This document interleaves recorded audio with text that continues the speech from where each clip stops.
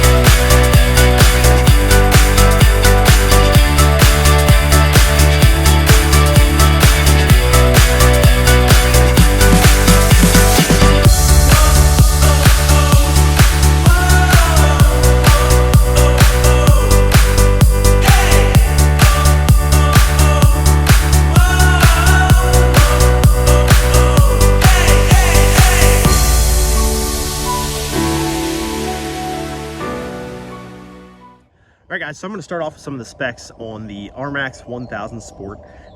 This is powered by a 999cc parallel twin motor from Yamaha. This is a liquid-cooled motor. It's boasting right around 108 horsepower, which is pretty equivalent to a lot of the 1000, the naturally aspirated 1000s out there right now.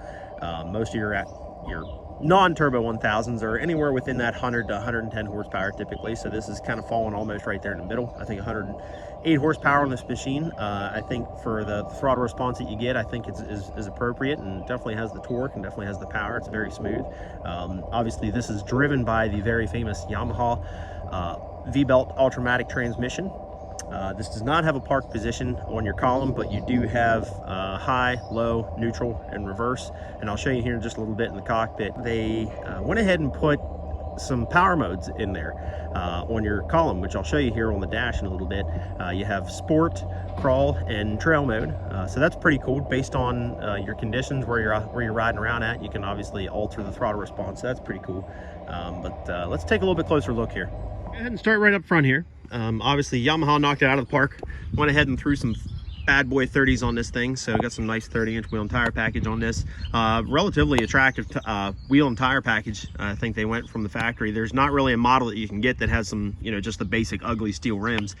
They went ahead and, let's throw some bead locks. I want to throw some 30s on this bad boy and call it a day. So that was pretty cool. Down along the side, you can actually see all the RMax models. The RMax 1000s have a little bit of a kick out Nerf bar. It's nothing crazy, but hey, it's a little bit of under door protection there. Pretty cool. Obviously it's not the craziest style Nerf bar that's out there right now, but hey, it's a little bit of something right there.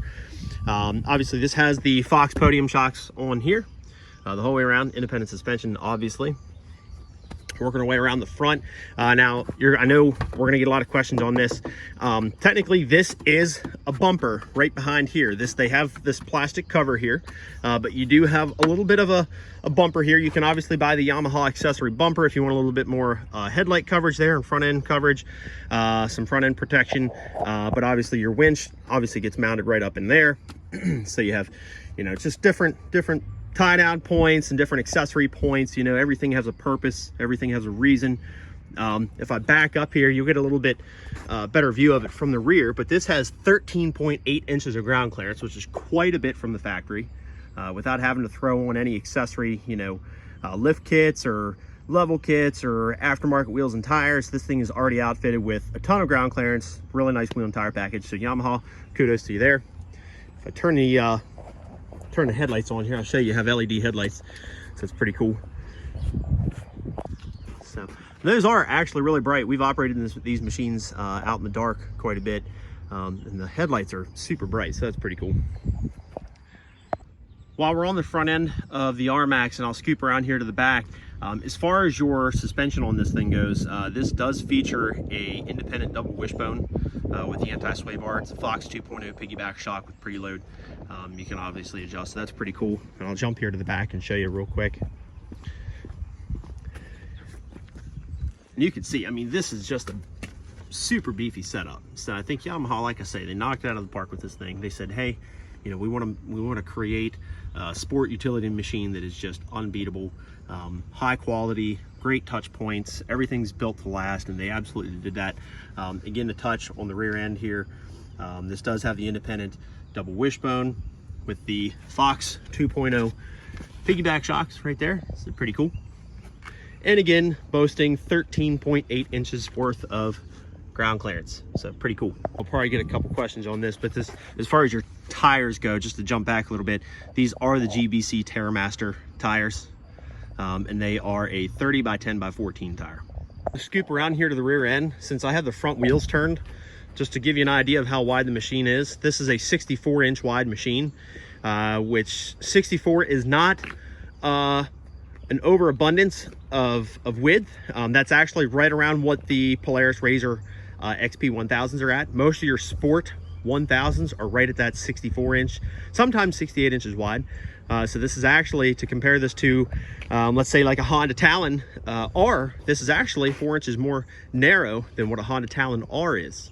Not that the Talon is a sport utility like this one is, but just to kind of, you know, compare width to width, this is kind of right in line with what a common machine width should be. The bed on this thing is actually really cool. Has a little hydraulic assistant, so whenever you flip the latch, it flips up for you. Obviously, it's going to help if you have some weight in the back. This is a 600-pound bed capacity, and as far as your towing capacity, it's a 2,000-pound overall towing capacity, so pretty cool.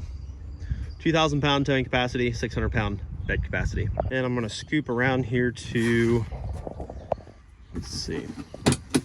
Yep, right hand side is your gas tank. This does feature a 9.2 gallon fuel tank.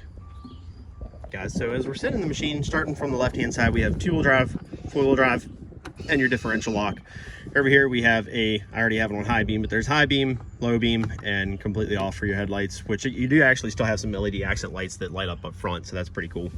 As I had said many times before, all the touch points in this machine are just very user-friendly. Obviously you can tell everything's built very sturdy, built to last, but a lot of really cool touch points. Everything's soft. I mean, they made this with the intention of making it very comfortable.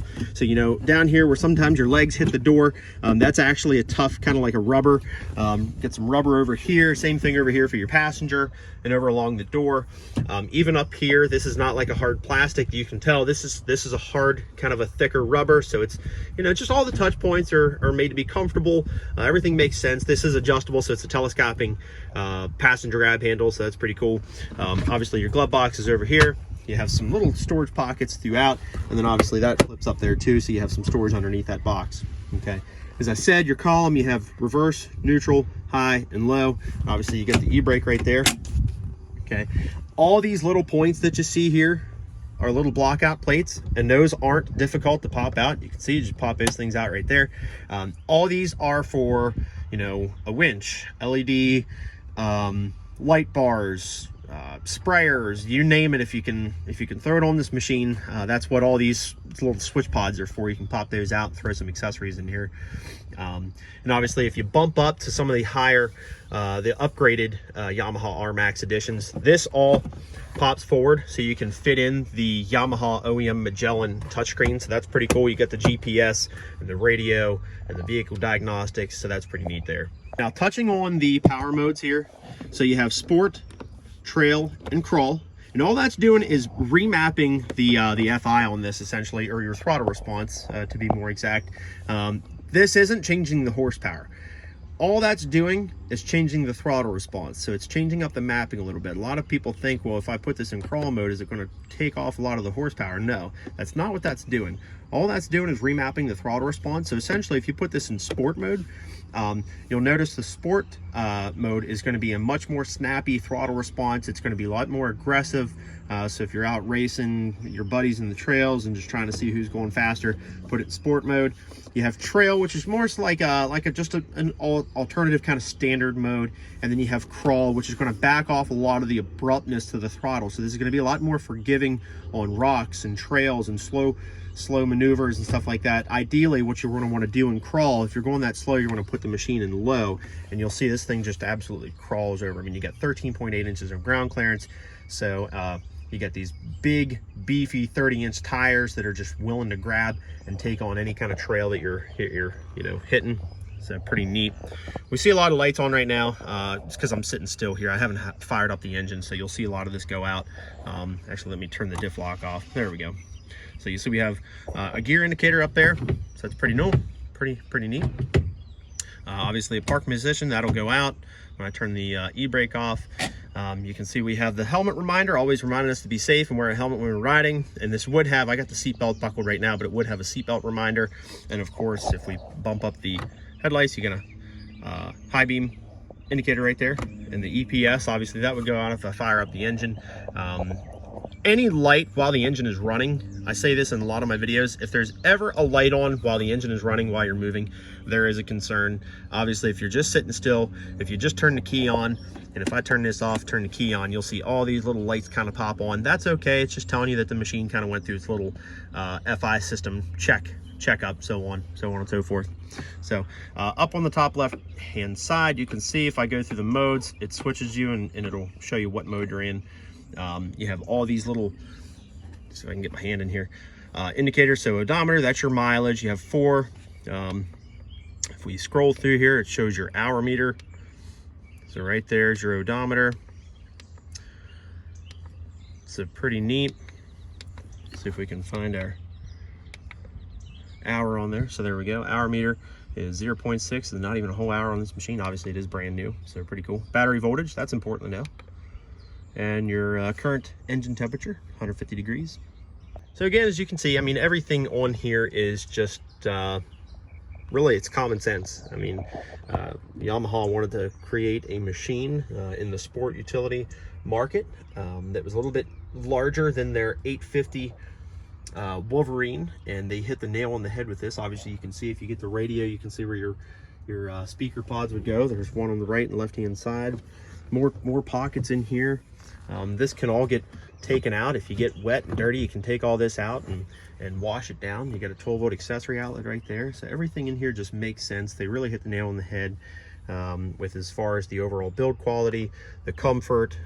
This is definitely, I think in my opinion, this is probably like a 9.5, probably a 10 out of 10 as far as a sport utility machine goes. This is a hard one to beat for sure. Probably already noticed this already, but they did outfit this machine with a rear view mirror and a roof. They do have a slew of accessories available for this. If you want to get the winch, get some LED pods, get some LED light bars, get a windshield, you can do that. I've seen some guys go absolutely crazy on these things. Good friend of mine already has different sport seats in it, you know, racks and stuff in the back. I mean, there's just a ton of stuff you can buy for this machine, so pretty cool. So just to kind of summarize a few things, this is a 2022 Yamaha RMax 2-seater. This is powered by a 999cc parallel twin liquid cooled engine. It's boasting right around 108 horsepower. This is driven by the Yamaha Ultramatic V-belt transmission.